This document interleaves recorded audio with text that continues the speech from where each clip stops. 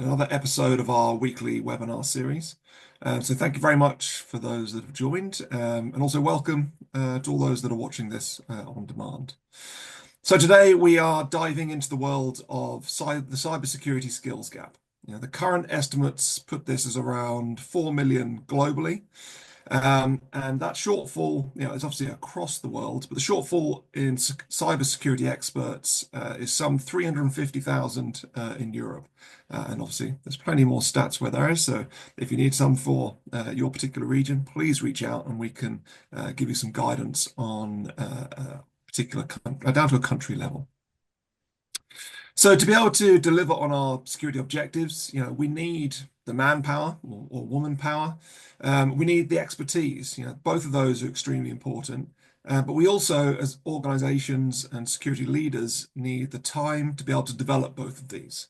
This can be a long and expensive process, particularly if we're looking to expand our permanent teams or we're trying to upskill the existing workforce, which commonly is already extremely stretched. To solve this challenge, many organizations turn to short-term resourcing. And by that, we're talking about contractors. But there can be challenges when going down this route as well, that we will touch upon today. So the question I guess we're posing is there a better way to get the expertise required? At the first time of asking, and then also ensuring success. That's what we're here to discuss. And the best way that we can discuss that, as always, is through the lens of a real-world case study. So let's do introductions. So I'm joined today by a few of our experts at Integrity360. I won't introduce myself, but I'll start with Samantha Henson, our professional services manager for CyberConnect360.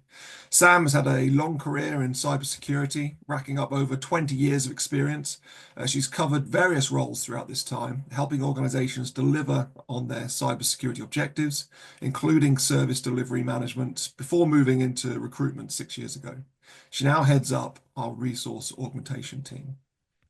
We're also joined by Andy Rock. Andy is a seasoned cybersecurity professional, again with over 20 years of experience in the IT industry. His career has spanned various roles, including network architect and cloud specialist at Checkpoint and other vendors. Andy is currently serving as a solutions architect with Integrity360 and leveraging his extensive expertise to drive innovative cloud solutions for clients. His deep knowledge and hands-on experience in both network and cloud security technologies makes him a key asset for us. And we're also joined by Darius. Darius is an experienced analyst and consultant with a long track record of delivering successful and innovative projects. And he's one of our CyberConnect resources. Over the past decade, he has helped design, build, and implement a variety of security and IT solutions for some of the most ambitious companies all over the world. His expertise is spread across cybersecurity, including SIEM, detection and response, and automation. And he is currently placed with one of Integrity360's customers, helping them deliver on those all-important security objectives. So welcome to all. So let's move on to the agenda. What are we going to talk through today? So we're going to talk through the recruitment challenges that employers face. We're going to talk through using contractors as an alternative to permanent staff, but importantly, getting it right in terms of the candidates and how we can help with CyberConnect360. We're going to touch upon our vetting process, which is extremely important to how we ensure that we can get the right candidates to you.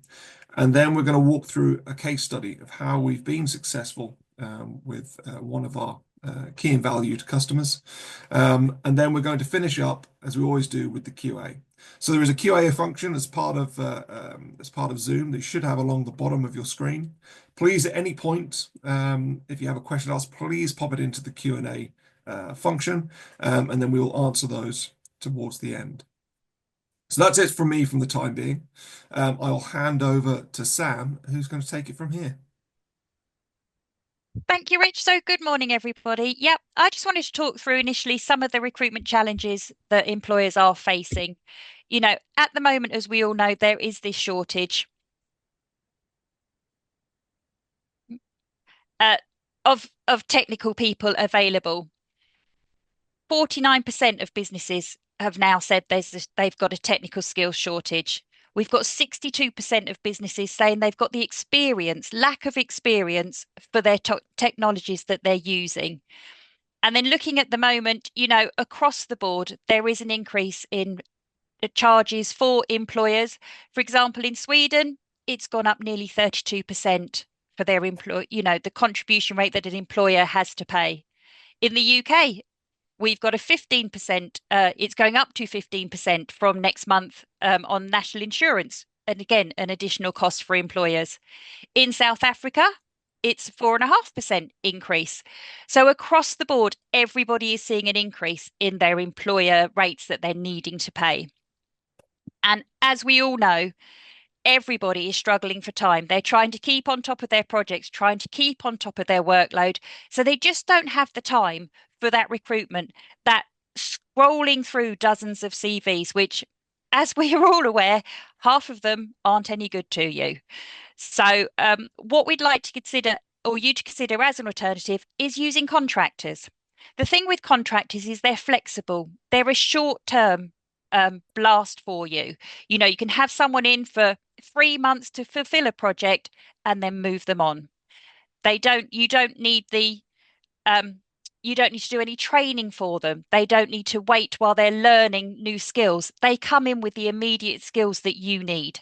So they're already there, fully skilled. They know the product that you've asked them. They know the area of expertise that you're looking for. They've got all that experience for you. They'll save you costs as well because contractors often are an OPEX cost as opposed to a CAPEX cost, which again looks better, works better for a lot of employers. You haven't got the additional costs of tax, the national insurance. You haven't got to pay them holiday pay or sick pay or pay their pension costs. You just pay a single day rate to contractors.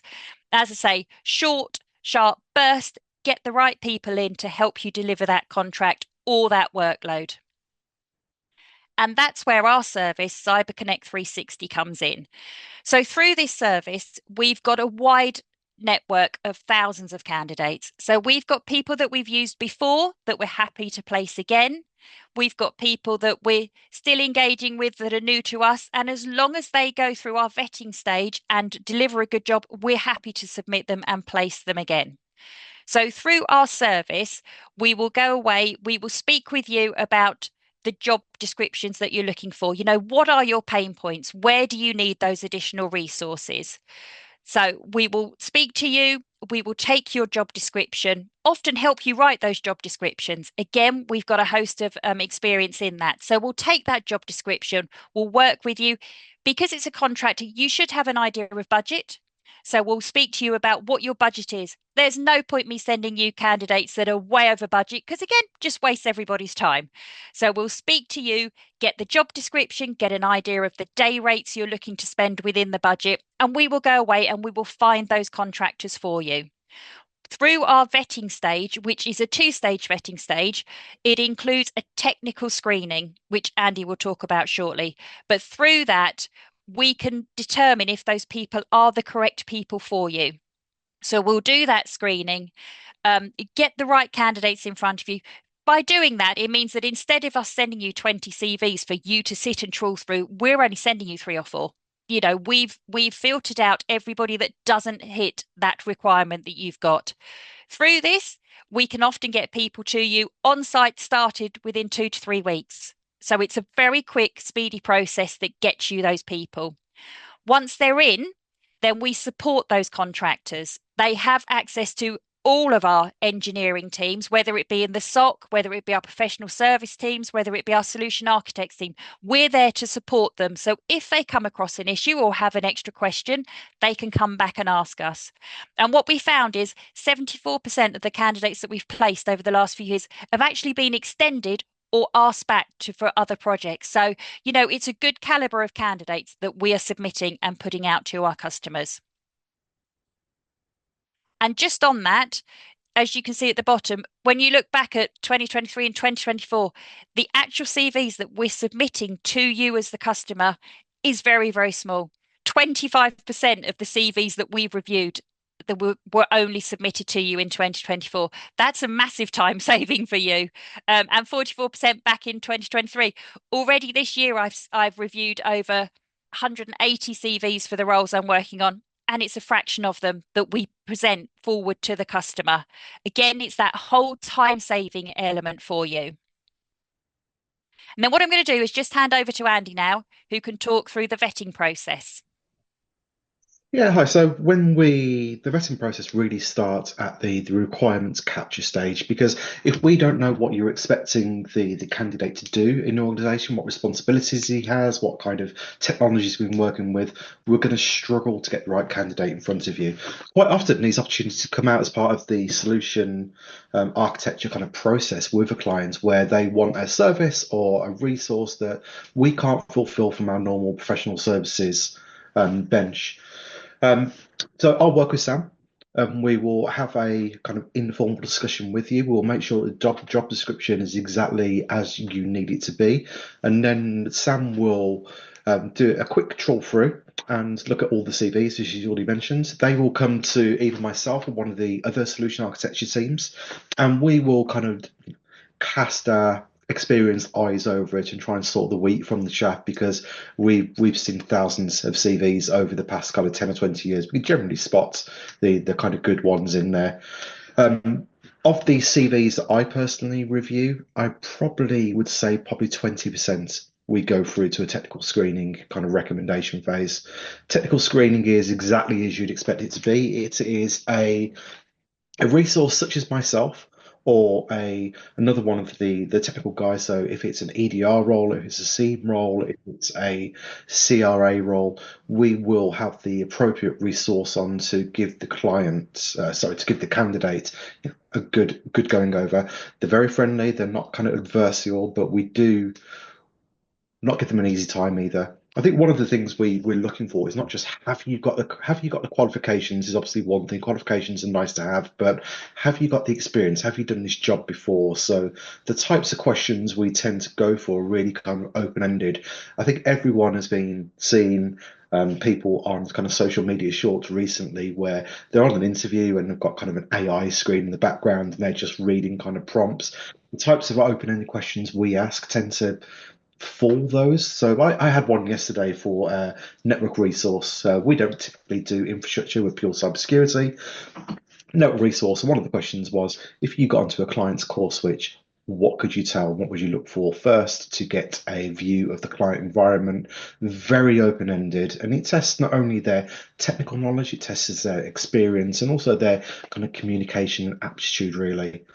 Once we're happy with the technical element of it, we will then throw it forward to Sam, and then you, as the client, will get the chance to have a an additional technical check. You know, we won't take offense if you want to check our homework, but also there's going to be the culture check. We don't know what your internal culture is going to be. So out of the three candidates that we put forward, you might say that candidate two is going to be a better fit for your organization with the characters who are going to be involved with the project. That's really over back to you, Sam. Thank you, Andy. So I just wanted to talk you through just briefly, just a case study. So this was one of our customers. We obviously cannot name them, but they came to us and they'd had Splunk that they'd purchased, and they'd had it basically installed, but they needed some in-house, they didn't have in-house expertise, and they needed some help to optimize it. Had a number of issues that they were using, and they wanted somebody to come in and just help them on a short-term basis for 3 months to look at how they'd had it set up, what could they do better.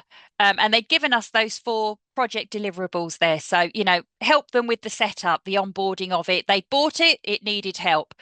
Look at troubleshooting and optimizing it. How could they use it to get the best practices out of it? Look at the architecture, design, and enhancement, and the produce documentation at the end of it. So those were the main things that we were asked to find for this customer. So we took that job description that they'd given us. They contacted us 4th of September initially, went away, looked through our database, spoke to various candidates. As you can see, 28 candidates we spoke to. We technically vetted 7 of them. that had gone through that initial check. Uh, from that, we submitted two to the customer, and they interviewed both of them, and within 3 weeks had selected Darius. So the same day that they interviewed him, they selected him and said, yep, we'd like him to come and work with us. So that was 3 weeks from that initial engagement to finding the correct candidate. So I'd just like to invite Darius to join me on this call. He, as I say, was placed into this customer role. So Darius, when you went in, how was it? Was the scope as they'd asked you, or was there more that you had to deliver once you'd started? Hello, everybody.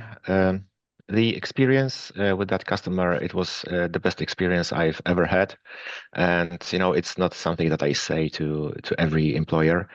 I even said in my goodbye email that they ruined me for my future employers.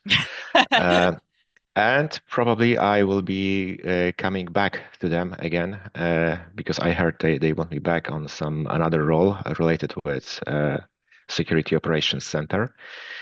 And Splunk infrastructure was quite small. It was a single instance infrastructure. And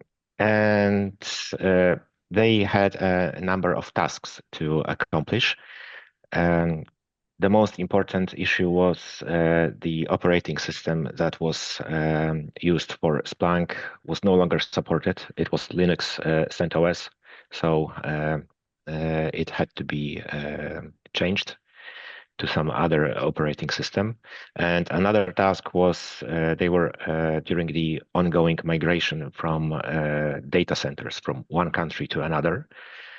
So we had to migrate this standalone bare metal Splunk server to the data center as a virtual machine. And that was the main task. That was the main scope of this contract.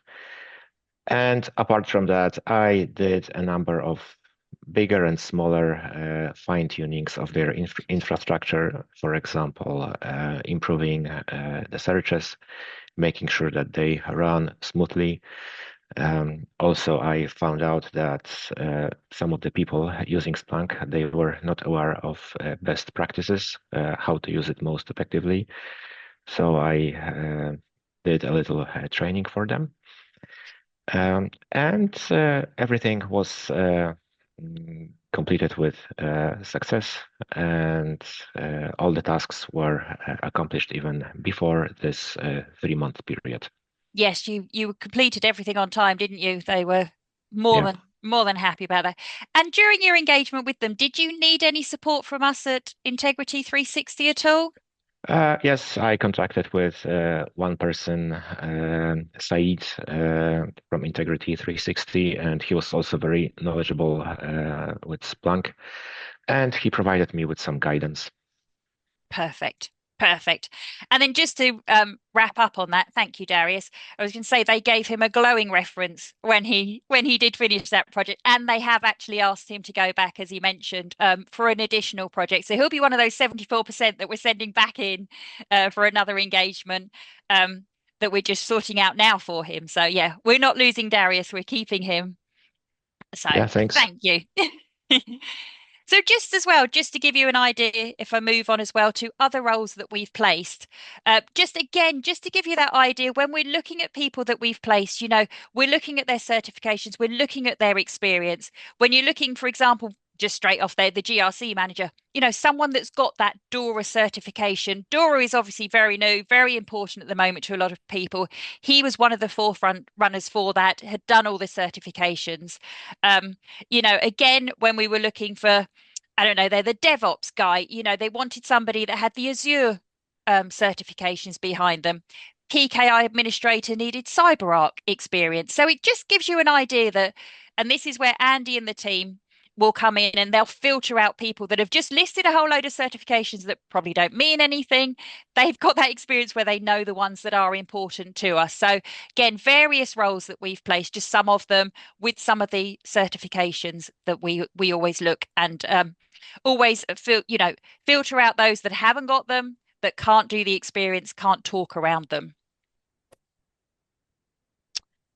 Brilliant. Thank you. Well, thank you very much, Sam, Darius, and Andy for walking us through CyberConnect, walking us through some of the challenges. And we talked about that skills gap that continues to widen, and increase. Well, got a bit missing there, but increasing that employer cost for full-time employees, which could be very challenging around small engagements. Are you going to flex up the entire, can you flex up the entire resource pool?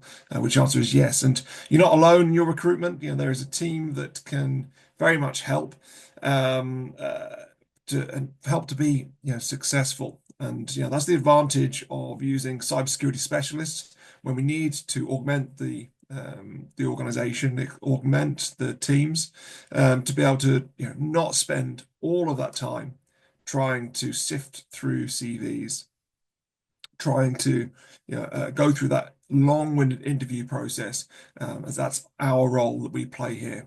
We have the experts in-house delivering for customers through our professional services, through our managed services, and people like Andy engaged to vet everybody that we put forward, so that we can ensure that the people that we're putting forward are going to be a very good fit. And that really brings it down to what's your role in that process. Now, obviously, it's to reconfirm that is the right person, but it really means you can focus on things like cultural fit to make sure they're going to get into the team, and that you're getting a small percentage of the high caliber recruits that we can bring in. Obviously, huge advantages about using contractors we talked about there for the short-term project, to allow to hit those urgent deadlines. But I think what's most important, and what really came out from the discussion with Darius there, was a great example. Using a contractor, being very much standalone in terms of their knowledge and expertise. Most contractors, although they have great experience, knowledge, and expertise, nobody can know everything. So, getting a augmented resource from CyberConnect, means you have the entire backing of a cybersecurity firm. So that's whether, in that case, get a sounding board to be able to look at,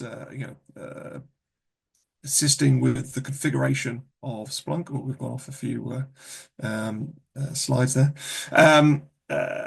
Assisting with the, to take a second pair of eyes with something like configuration of Splunk, or whether it is something else that is being asked in the organization. There is a feedback in to experts with a wide and broad range of skills and capability.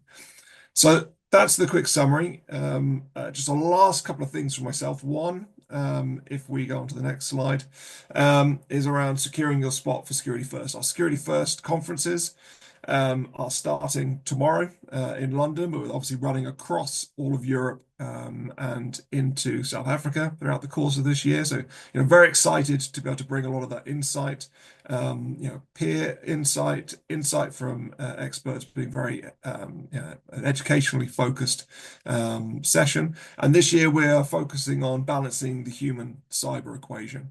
And if you want to find out what that means and how we view that, then please make sure that you secure your spot. So last thing from us, and that is on to the Q&A. I see we've got a number of questions in.